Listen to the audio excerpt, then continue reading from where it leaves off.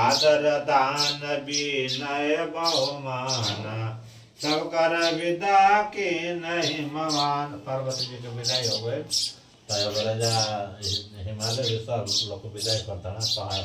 और राजा हिमालय का तो संगे संबंधी वह न बना पर्वत पहाड़ न बा नदी तालाब। जब ही शंभु कैलाश ही आए सुर सभन जन जलोक सिधाए। जब शंकर जी कैलाश आए तो बाकी सब राशि अपना अपना घर चल गए। जब ही शंभु कैलाश आए सुर सभन निज निज लोक सिधाए अपना अपने लोक में करते हुए। जगत मातु पितु शंभु भवानी का जगत के माता पिता शंभु भवानी तेहे श्रृंगार ना कहूँ बखान। अपना श्रृंगार भर है माता रानी के कि बखान ना होत रहे।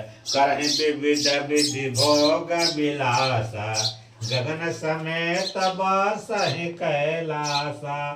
हर गिरिराज बिहार नित नयऊँ ये विधि विपुल काल चल गयऊँ।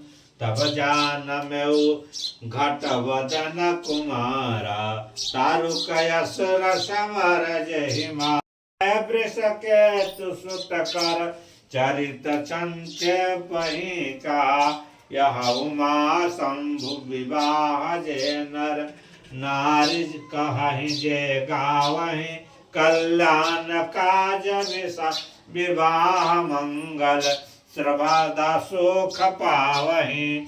चरित सिंधु गिरिराज रमना वेदन पावहि पार।